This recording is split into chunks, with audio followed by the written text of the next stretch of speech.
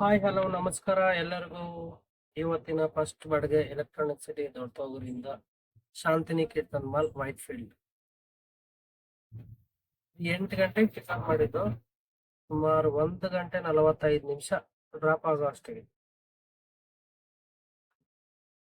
ಇದು ಸುಮ್ಮನೆ ಲಾಂಗ್ ಬರೋ ಬದಲು ಲೋಕಲ್ ಅಲ್ಲಿ ಮಾಡ್ಕೊಳ್ಳೋದೇ ಬೆಟ್ರು. ಈ ಟ್ರಾಫಿಕ್ಗೂ ಅದಕ್ಕೂ ಲೋಕಲ್ ಅಲ್ಲೇ ಬೆಟ್ರು. ಇದು ಡ್ಯೂಟಿ ಬಿದ್ದಿದ್ದು ನಮ್ಮ ಯಾತ್ರದಲ್ಲಿ 16.48 ಕಿಲೋಮೀಟರ್ ಕೊಡ್ತಾ ಇದ್ದಾರೆ. ಚೆನ್ನಾಗಿ ಅರ್ನಿಂಗ್ಸ್ ಆಗ್ಬೇಕಂದ್ರೆ ಏನ್ ಮಾಡ್ಬೇಕು ಗೊತ್ತಾ? ಬೆಳಗ್ಗೆನೆ ತೆಗಿಬೇಕು ಗಾಡಿನ. ಯಾಕಂದ್ರೆ ಟ್ರಾಫಿಕ್ ಇರಲ್ಲ 8 ಗಂಟೆವರೆಗೂ.